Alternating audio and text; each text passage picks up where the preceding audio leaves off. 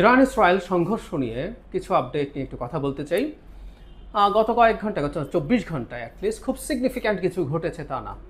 Apparently মনে হতে পারে যে ইরানের সাথে ইউরোপিয়ান ইউনিয়ন আলোচনা করছে, এটায় কোনো ফলাফল আসে কি না। ফার্স্ট রাউন্ডের কথাবার্তা হয়েছে, খুব ভালো ফলাফল আসার কথা না, কারণও নেই। এর মধ্যে পাল্টাপাল্টি হামলা হয়েছে। এর মধ্যে সিগনিফিক্যান্ট একটা তথ্য, যদি ইরান যেটা বলছে এটা সঠিক হয়, এই জন্য বলছি, আসলে যুদ্ধে আমি আগে একদিন একটা ভিডিওতে বলেছিলাম, যে কোনো যুদ্ধে প্রথম বুলেটটা যখন ছোঁড়া হয়, এটা প্রতীকী অর্থে, এখানে তো বুলেট ছোঁড়া হচ্ছে না, প্রথম বুলেটে যে মারা যায় সে হচ্ছে ট্রুথ, সত্য মারা যায়। কেন বলা হয়? কারণ হচ্ছে প্রতিটা ক্ষেত্রে প্রায় যে পক্ষ যুদ্ধ করে সংঘর্ষের নামে, তারা নিজের ক্ষয়ক্ষতিকে অস্বীকার করে, কমিয়ে দেখায়, আর যতটা ক্ষয়ক্ষতি করতে পেরেছে সেটাকে এক্সিজারেট করে, বাড়িয়ে বলে। ফলে ক্লেইমগুলো কোনটার ক্ষেত্রে আমরা ইসরায়েলের ক্লেইমিংকেও খুব শতভাগ গুরুত্বের সাথে নেব না, অ্যাবসলিউট সত্য বলে মেনে নেব না। আমরা ইরানের ক্লেইমিংকেও তাই বলবো। কিন্তু ইরান একটা দাবি করেছে, তারা বিভিন্ন জায়গায় খুবই ভালো অ্যাটাক করেছে। হাইফাতে বেশ বড় বিস্ফোরণের ছবি আমাদের সামনে এসছে। হাইফাতে তারা আগেও অ্যাটাক করেছিল। ইরান যে দাবিটা করেছে এবার, সেটা খুবই ইন্টারেস্টিং। তারা 10টা ব্যালিস্টিক মিসাইলের মধ্যে 5টা, মানে 50% টার্গেটে হিট করাতে পেরেছে। তার মানে এয়ার ডিফেন্স সিস্টেম সেগুলোকে ইন্টারসেপ্ট করতে পারেনি বলে ইরান দাবি করছে। মানে 10টায় 5টা না, 10টায় যদি 3টাও পারে, ইভেন 2টাও পারে, 2টো যদি পারে, এটা তাদের এতদিনের যে সক্ষমতা ছিল তার চেয়ে বেশি। এতদিন পর্যন্ত গ্রোসলি তাদের বিটুইন 5 and 10ও যদি ধরি, মানে 10% মিসাইল এসে হিট করতে পারছিল, তাতে যদি 20% হয়, মানে তাদের হিট করার এবিলিটি ডাবল হয়ে গেছে। এটা 20% বা 25%, 30%ও হয়ে যেতে পারে কয়েকটা কারণে। এটা একটু বলে রাখা ভালো। আর এই প্রসঙ্গে একটু বলে রাখি, আমেরিকা কিন্তু ইরানকে অ্যাটাক করার মতো অপশান খোলা রাখছে। বিশেষ অংশে সেটা নিয়েও কথা বলবো। ইরান যেহেতু অ্যাটাক করছিল, আমরা এর মধ্যে দেখেছি যে প্রচুর অ্যাটাক যেহেতু একসাথে করেছে, এবং সে বেশ কিছু জিনিস মানে ইসরায়েলে সে অ্যাটাক করতে পাঠিয়েছে, বিশেষ করে ড্রোন এবং কিছু পুরনো ধাঁচের ক্রুজ মিসাইল। এগুলো মূলত তার যে এয়ার ডিফেন্স ক্যাপেবিলিটি আছে, সেই ক্যাপেবিলিটিকে যতটা সম্ভব কমিয়ে আনা যায় সেই চেষ্টা করছিল তারা। এই জন্য তাদের পুরনোগুলো পাঠালো, ওদের এয়ার ডিফেন্স সিস্টেমের এক ধরনের স্যাচুরেশন হলো এবং ডিপ্লেশন হলো যে মিসাইলগুলো দিয়ে করে। আমি নিজে একটা ভিডিও করেছি ওয়াল স্ট্রিট জার্নালের একটা রিপোর্টকে ভিত্তি করে। ফলে সেটা কমে যাচ্ছে। ইরান, মানে ইসরায়েল এখন চাইলেও অনেক ক্ষেত্রেই যতটুকু আছে এটা দিয়ে যে পারবে না তা না, কিন্তু তার তো ভবিষ্যতের কথা মাথায় রাখতে হবে। ফলে সে অনেক ক্ষেত্রে হয়তো ইন্টারসেপশন কমিয়ে দেওয়ার চেষ্টা করছে, ফলে তার টার্গেট মানে হিট করার সংখ্যা বাড়ছে। আর ইরান তার লেটেস্ট মডেলের যে ব্যালিস্টিক মিসাইলগুলো, সেগুলো প্রথম দিকে তারা ইউজ করেনি, তারা এখন ইউজ করছে। তাতে এটা হতে পারে যে তাদের এখনকার হিটের সংখ্যা বাড়ছে। তো এটা খুবই অ্যালার্মিং ফর ইসরায়েল। এমনকি ইরানের দাবি পুরো সত্য না হলে কমিয়েও আমরা যদি ধরি, এটা ইসরায়েলের জন্য প্রবলেম্যাটিক। ইসরায়েল তার আক্রমণ চালিয়ে যাচ্ছে। এর মধ্যে ইস্পাহান পারমাণবিক কেন্দ্র আরেকটা, সেটাও অ্যাটাক করেছে। তো আমাদের ওই সেই পুরনো কথা, সেটা হচ্ছে মাটির ওপরে থাকা যে সকল স্থাপনায় অ্যাটাক এক ধরনের হয়তো ঝামেলা তৈরি করবে, কিন্তু দিনের শেষে আসলে তাদের যে মূল ইউরেনিয়াম পিউরিফিকেশনের যে জায়গাগুলো, মানে সেন্ট্রিফিউজ যেখানে আছে, এগুলো মাটির অনেক নিচে। সেজন্য আমরা সেই আমেরিকার বিখ্যাত যে BO-57 বাংকার ব্লাস্টার দিয়ে সেগুলোকে ধ্বংস করার আলাপ আমরা দেখতে পেরেছি। সুতরাং ইসরায়েলের এই অ্যাটাকে ভার্চুয়ালি আসলে কিছু হবে না, এটা আমরা এভাবে বলে দিতে পারি খুব ক্লিয়ারলি। এটা তারা করতে পারবে না বা করবে না। কিন্তু আক্রমণ পাল্টাপাল্টি চলছে, এবং আলোচনার মধ্যেই আমেরিকা তার প্রেজেন্স বাড়াচ্ছে মিডল ইস্টে। কয়েকদিন আগেই তারা এখানে তো গালফে একটা ক্যারিয়ার ব্যাটল গ্রুপ থাকেই, আরেকটা প্যাসিফিক থেকে আনা হচ্ছে, B-2 বম্বার দিয়াগো গার্সিয়াতে নেওয়া হয়েছে, এরকম, এবং এগুলো বাড়ানো হচ্ছে। তার মানে একটা প্রস্তুতির মতো মনে হবে। এটা যে শুধু প্রস্তুতি হিসাবেই দেখবো, আক্রমণ করার জন্য নাও হতে পারে।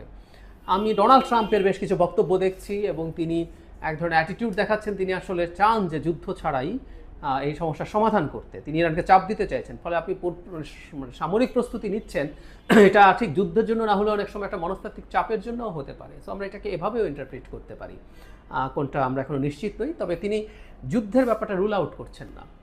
এখন 2 সপ্তাহ সময় নিয়েছেন, উনি একটা উইন্ডো রাখার কথা বলছেন। এটার ইন্টারপ্রিটেশন এক এক রকম, এক একজন করছেন। এটা হচ্ছে এখানে ইরানের সাথে এক ধরনের আলোচনা করা যায় কিনা।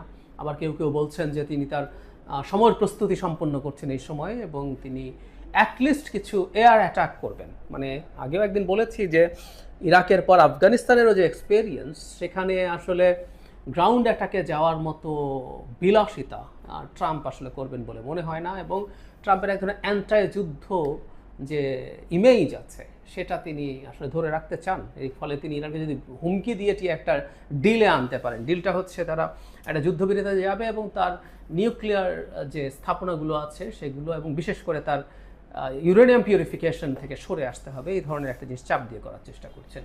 কিন্তু আমি মনে করি আসলে ইরান সোফার এই যুদ্ধে যে জায়গায় আছে, ইরান খুব সহজে এগুলো মেনে হয়তো নেবে না। কিন্তু ওই যে বলছিলাম যে ট্রাম্প যতই মুখে যুদ্ধ অ্যাভয়েড করার কথা বলুন না কেন, তিনি আসলে এটা দেখাতে চাইছেন যে তার প্রস্তুতিও আছে। ইনফ্যাক্ট আমি মনে করি প্রস্তুতি আছে, কারণ আমেরিকার সরকারগুলো খুবই কমপ্লেক্স একটা সিস্টেমের মধ্য দিয়ে কাজ করে। আমরা ট্রাম্পকে দেখি, তিনি অনেক ক্ষেত্রেই নিজের উইমজিক্যাল ডিসিশন নিজের মতো করে নিয়ে ফেলেন, এটা হতে পারে। কিন্তু এর চাইতে জরুরি কথাটা হচ্ছে অনেক লবিয়াস আছে, অস্ট্রেল লবি আছে, বিভিন্ন রকম লবি আছে, তারা সরকারকে ইনফ্লুয়েন্স করতে চেষ্টা করে, তারা ফাইন্যান্স করে ইলেকশনের সময়, এছাড়াও নানান রকম কাজ তারা করে। প্লাস যদি একটা অস্থিরতা তৈরি হয় আমেরিকার যে ওয়ার মেশিন, তাদের যে মিলিটারি হার্ডওয়্যার তৈরির যে ইন্ডাস্ট্রিগুলো আছে, এগুলোর খুব বড় ইম্প্যাক্ট আছে তাদের জব তৈরি করার ক্ষেত্রে, খুব বড় ইম্প্যাক্ট আছে তাদের জিডিপি গ্রোথের ক্ষেত্রে।